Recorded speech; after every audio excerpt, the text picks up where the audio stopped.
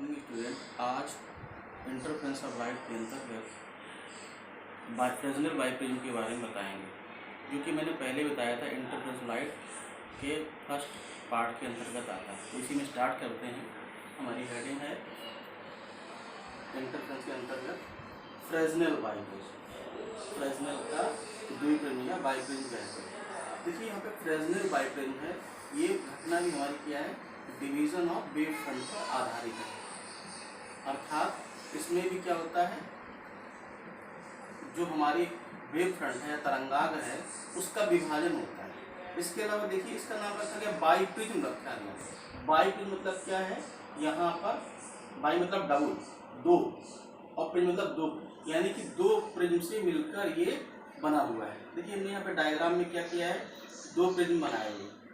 इसमें इसको बनाते कैसे, सबसे पहले बात आती है कैसे बनाते हैं, कैसे इसका निर्माण करते हैं।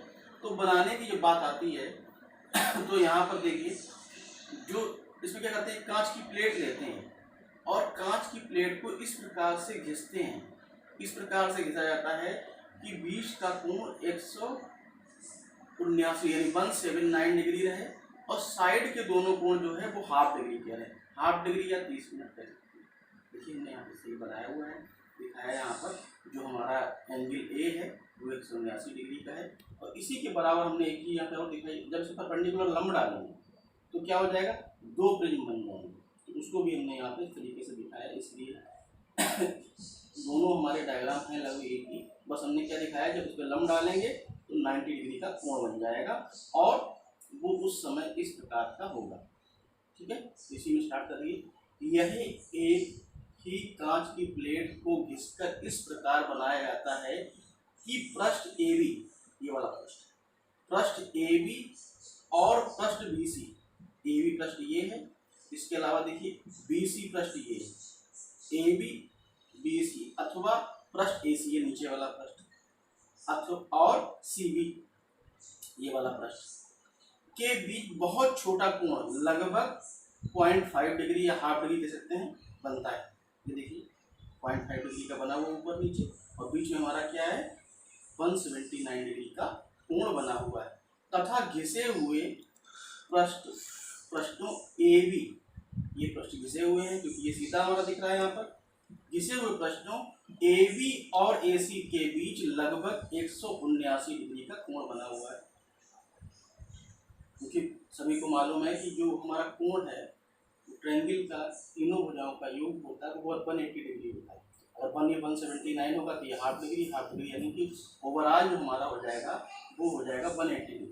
ठीक है, यह बाइप्रिज्म इसलिए कहा जाता है क्योंकि इसे दो समकोण प्रिज्मों, इसे बाइप्रिज्म क्यों कहा गया है, क्योंकि इसे दो समकोण प्रिज्मों ABD तथा ACD, ऊपर वाला कोण ABD और ACD का आधार से आधार AD पर जोड़कर माना जा सकता है। देखिए यहाँ पर जो है जब दो बाइप्रिज्म बने हुए तो हमारा क्या है, यहाँ पर जो AD है ये हमारा कैसा है, उभयनिष्ठ कॉमन है। ये ऊपर वाले के लिए भी काम कर रहा है, नीचे वाले के लिए भी काम कर रहा है। इसलिए क्या है, ये हमारा क्या है, ये हमारा जो है उभयनिष्ठ के रूप में कार्य कर रहा है और यह दो प्रिज्मों के संयोग की तरह कार्य करता है। यानी दोनों प्रिज्मों में क्या है, ये कॉमन है यानी कि जुड़ा हुआ है। इसके लिए भी है, ऊपर वाले के लिए भी है और नीचे वाले के लिए। ठीक है, फ्रेस्नेल ने अपवर्तन द्वारा बाइप्रिज्म की सहायता से दो कोहेरेंट सोर्स प्राप्त किए। देखिए यहाँ पर इसका क्या होगा, यहाँ पर जो घटना है लॉ ऑफ रिफ्रैक्शन की घटना है, उसके द्वारा जो है वो बाइप्रिज्म के बारे में बताया गया है कि एक सोर्स के द्वारा दो आभासी सोर्स उत्पन्न होते हैं। तो वो घटना कहलाती है, यहाँ पर क्या है, ये कहलाएगी लॉ ऑफ रिफ्रैक्शन। तथा इंटरफ्रेंस फ्रिंजों का चित्र प्राप्त किया। और क्या किया, जो इंटरफ्रेंस था उसकी हमने क्या किया, यहाँ पर चित्र जो है उसको जो है प्राप्त किया है, क्योंकि चित्र हमारा कैसा होगा, स्थायी प्राप्त होगा। देखिए इसको डायग्राम के द्वारा बताया। देखिए यहाँ पर ये डायग्राम एक बना हुआ है, इस डायग्राम को थोड़ा सा गौर से देखेंगे। देखिए यहाँ पर ये छोटा सा बाइप्रिज्म जो हमने ऊपर बताया वो बाइप्रिज्म यहाँ पर रखा हुआ है। इस बाइप्रिज्म को इस प्रकार रखा गया है कि प्लेन सिरा जो है वो सोर्स के सामने रहे और जो 179 डिग्री का जो सिरा है वो इसके पीछे साइड में है। ठीक है। अब देखिए यहाँ पर सोर्स हमारे पास क्या है, सोर्स एस है। देखिए यहाँ पर जब सोर्स एस से प्रकाश की किरणें यहाँ पर चलेंगी, जब प्रकाश की किरणें चलेंगी तो क्या होगा, इसके ऊपरी हिस्सों पर, इसके मध्य के हिस्सों पर टकराएंगे। टकराने के पश्चात क्या होगा, ये किरणें जब बीच के से टकराएंगी तो ये आती हुई प्रतीत कहाँ से हो रही है, S1 और S2 से। इससे प्रतीत हो रही है आती हुई S1 और S2 से आती हुई प्रतीत हो रही है। और जो हमारी किरणें जा रही थी उनके साथ उनका जो फेज डिफरेंस है वो हमारा क्या है, डेल्टा है। यहाँ पर भी डेल्टा होगा, यहाँ पर भी डेल्टा होगा, यानी क्या है, दोनों के साथ फेज डिफरेंस जो है वो डेल्टा उत्पन्न होगा। इसके अलावा देखिए तो दोनों सोर्स हमारे कैसे हुए, आभासी सोर्स हुए, जो कि हमें लग रहा है कि यहाँ से वास्तविकता क्या है कि किरण यहाँ से जा रही है। ठीक है। इसके बाद ये सोर्स और बाइप्रिज्म दोनों के बीच की दूरी क्या है, स्मॉल ए है, और बाइप्रिज्म और ये जो स्क्रीन है इस दोनों के बीच की दूरी क्या है, बी है। और टोटल दूरी अगर दोनों जोड़ दें तो a plus B equal to D. ये हमारा क्या होगा, सोर्स और स्क्रीन के बीच की दूरी है। देखिए ये हमारी क्या है, ये स्क्रीन है, इस पर की हमारा स्थायी इंटरफेरेंस पैटर्न प्राप्त होना है। देखिए जब यहाँ से किरण जाएगी तो ये बीच का हिस्सा हमारा, एक तो ये हमारा पी क्यू स्क्रीन पर, दूसरा पी डैश क्यू डैश। देखिए जो पी क्यू हिस्सा हमारा है ये कैसा है, ये हिस्सा हमारा स्थायी है, यानी यहाँ पर क्या होगा, स्थायी इंटरफेरेंस पैटर्न प्राप्त होगा। ये जो हमारा बन रहा है पी डैश क्यू डैश, ये पर यहाँ पर जो फ्रिंजे बनेगी स्थायी ना होकर अस्थायी होगी, इसीलिए इसको शेडेड कर दिया गया है कि ये देखिए यहाँ पर फ्रिंजे हमारी बन रही है। देखिए क्योंकि अब देखिए जो प्रकाश किरण यहाँ से जा रही थी उसने क्या किया, इसको क्रॉस किया है। क्रॉस करने पे क्या हुआ, यहाँ पर रिफ्रैक्शन की घटना हो गई, एक माध्यम से दूसरे माध्यम में किरण चली गई है। इसके अलावा देखिए यहाँ पर जो हमारी फ्रिंजें बन रही हैं वो अल्टरनेट क्रम में, ब्राइट डार्क, देखिए जहाँ पे काला होगा वो डार्क होगा, इसको कि हम मिनिमा भी कहते हैं, बीच में ब्राइट फिर डार्क, अल्टरनेट क्रम में dark bright dark bright dark. जो ये बीच की जो दूरी है, अगर हम ब्राइट के बीच में लेंगे तो ये हमारी क्या कहेंगे, लाइट फ्रिंज। इसी को थोड़ा सा और एक्सप्लेन यहाँ पर किया है। कोहेरेंट सोर्सेस S1 और S2 प्राप्त करने के लिए एक नैरो वर्टिकल स्लिट S काम में लाई जाती है। देखिए यहाँ पर ये जो स्लिट है वो कैसी है, हमारी वर्टिकल यानी ऊर्ध्वाधर है। ऊर्ध्वाधर क्या है, ऊर्ध्वाधर है। और एक ऐसी स्लिट है संकीर्ण स्लिट, क्योंकि पहले ही बताया था इसमें जो प्रकाश का स्रोत होगा वो कैसा होगा, वो बहुत ही संकीर्ण यानी पिनहोल के रूप में होगा, जिसे मोनोक्रोमेटिक लाइट, देखिए सोडियम लैंप से प्रकाशित किया था। ये जो हमारा नैरो स्लिट है, सोडियम लैंप में प्रकाश बहुत होता है, सभी को मालूम है। सोडियम लाइट को मोनोक्रोमेटिक बनाने के लिए सोडियम लाइट के ऊपर एक लकड़ी का बॉक्स रखते हैं और एक छोटे से छिद्र को या छोटे से हिस्से को खोल देते हैं, जिससे कि नैरो स्लिट के रूप में बन जाए। क्योंकि सोडियम प्रकाश बहुत ज़्यादा होता है, उसको नैरो बनाने का और कोई तरीका है नहीं। डायरेक्ट अगर उसको बनाएंगे तो ये नैरो स्लिट के रूप में ना बन के ये ब्रॉड सोर्स के रूप में बन जाएगा। ठीक है, तो क्या करेंगे, सोडियम लाइट के ऊपर एक बॉक्स रख देंगे और उसमें एक छोटा सा क्या करेंगे, होल कर देंगे।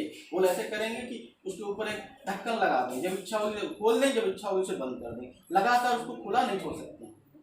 स्लिट एस से प्रकाश तरंगें जब बाइप्रिज्म के ऊपरी भाग से गुजरती हैं तो वे इस प्रकार से विकिरित हो जाती हैं ताकि वे रिफ्रैक्शन के पश्चात S1 से आती हुई प्रतीत होती है। जो हमने यहाँ पे बताया था कि यहाँ पे जो किरणें पहुंचेंगी, ये किरणें क्या लगेंगी, ये लगेगा कि इस S1 बिंदु से आती हुई प्रतीत हो रही है, जबकि वास्तविकता है कि ये यहाँ से जा रही है।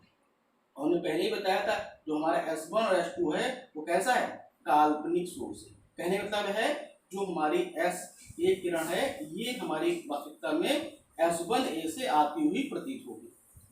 इस प्रकार बाइप्रिज्म के शेष निचले भाग से होकर जाती हुई प्रकाश तरंगें S2 से आती हुई प्रतीत होंगी।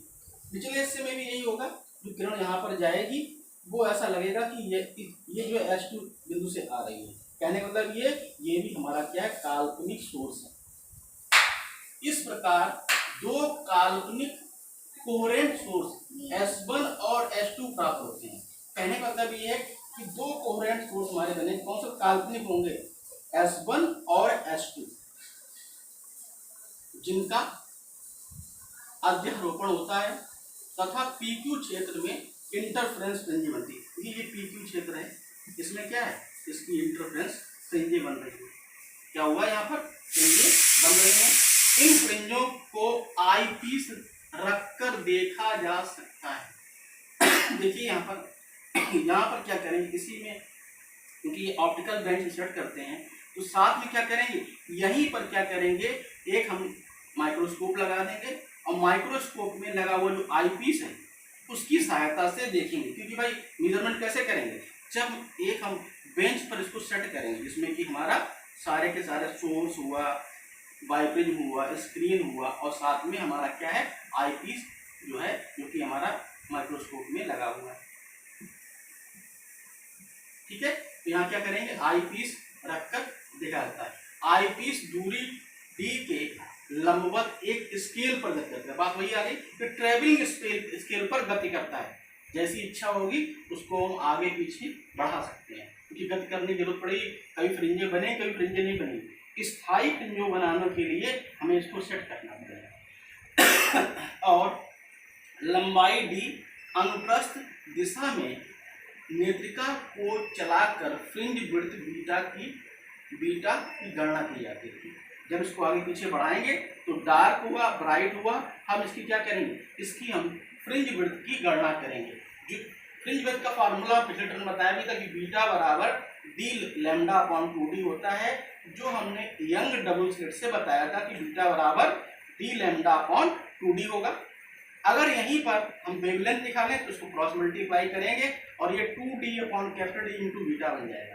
ठीक है, यानी कि इस फार्मूले की सहायता से जो हमारी मोनोक्रोमैटिक लाइट थी, इसकी की सिंगल फ्रीक्वेंसी थी और वेवलेंथ सिंगल थी, उसकी वेवलेंथ की हम गणना कर सकते हैं, डायमीटर निकाल सकते, इसकी जो विड्थ निकाल सकते हैं, साथ में वेवलेंथ की भी गणना कर सकते हैं। स्लिट एस से नेत्रिका तक की दूरी डी में लगाए गए उपकरण में प्रकाश बेंच से ज्ञात कर ली जाती है। यानी यहाँ पर ऑप्टिकल बेंच नीचे लगानी पड़ेगी, उसी की सहायता से इन पॉइंटों पे हम इनका मान निकाल लेंगे। ऑप्टिकल बेंच में सबके पॉइंट नहीं होते, कहाँ पे 1 है, कहाँ पे 2 है, कहाँ पे 3 है। और S2 के बीच की दूरी ज्ञात कर ली जाती है। देखिए यहाँ पर, और जो हमारा जो S2 है इसकी दूरी भी ज्ञात कर लेंगे कि कहाँ पे हमारा रखा हुआ, उसकी गणना कर। इस प्रकार फ्रेस्नेल बाइप्रिज्म की सहायता से तरंग की गणना कर सकते हैं, तरंग जो वेवलेंथ है उसकी गणना कर सकते हैं। इस प्रकार से यहाँ पर ये बताया कि मोनोक्रोमैटिक लाइट का डिवीजन ऑफ वेव फ्रंट की सहायता से हम यहाँ पर वेवलेंथ की गणना कर सकते हैं। आज के लिए बस।